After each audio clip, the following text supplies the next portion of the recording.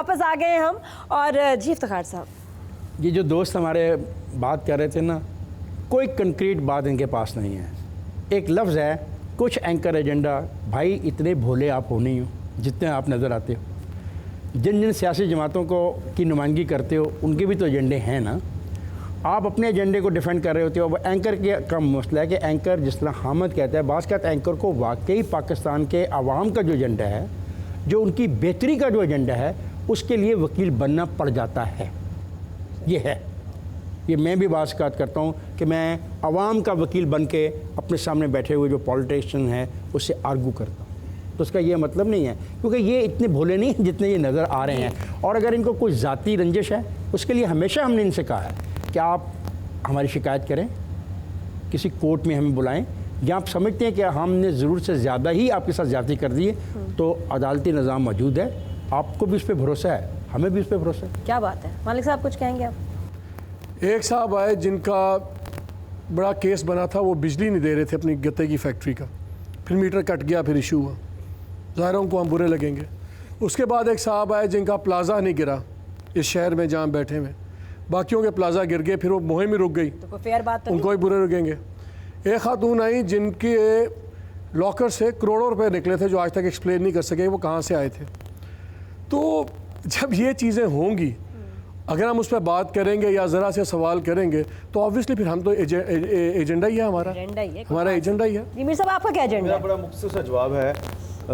फौजिया वहाब साहबा और शमीला फारूकी साहबा मेरी दोनों बाजियाँ हैं, मैं उनको जवाब नहीं देता।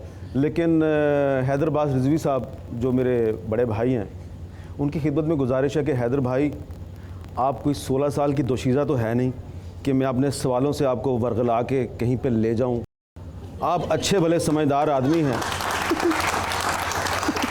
मुकम्मल करने दें, ये बड़ा इंटीमेट मैसेज है, please do not interrupt. Yes please. बस ये मैं यही कहना चाह रहा हूँ कि आप 16 साल की दोशीज़ा तो है नहीं कि मैं आपको वरगला के कहीं पे ले जाऊँ। आमतौर पे प्रोग्राम ख़त्म होता है तो हम ही आपके साथ जाते हैं, आप तो हमारे साथ कहीं नहीं जाते। ये तो नहीं गिला नहीं, ये भी तो हो सकता है, क्योंकि ये गिला हो क्या वरगला क्यों नहीं रहे। जी क्विकली क्वेश्चंस कुछ करेंगे। आसिम साहब आप?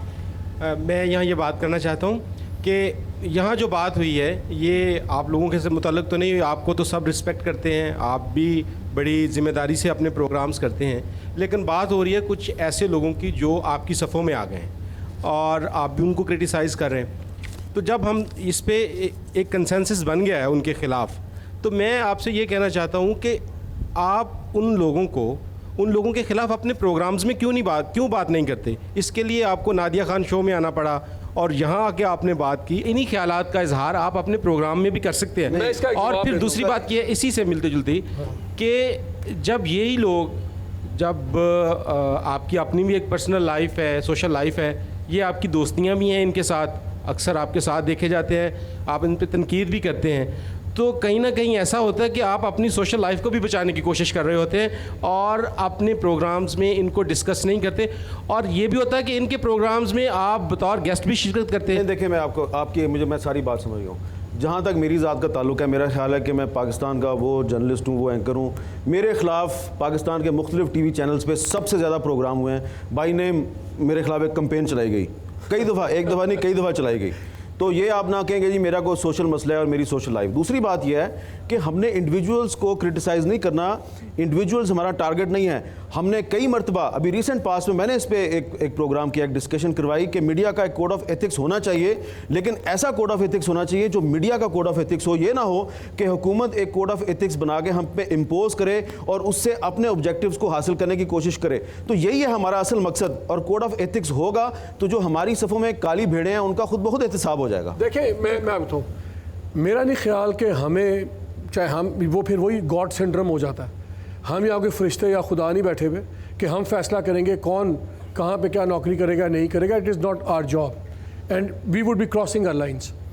बात यह है कि ये है पब्लिक डोमेन। एक आदमी जर्नलिस्ट आ रहा है, पब्लिक डोमेन में क्रेडिबिलिटी है या नहीं है, उसका फैसला आपने करना है। मैं एक बात पहले भी करता हूँ कि सबसे महंगी चीज़ जो आजकल है वो है वक्त। जब आप वक्त देते हैं, जैसे आप इसका प्रोग्राम देखते हैं, इनका देखते हैं, आप सैकड़ों hundreds of hours of programming चल रही होती है उस वक्त पे। आप एक बंदा सेलेक्ट करते हैं, आप कहते हैं मैंने 1 घंटा सो वक्त दिया।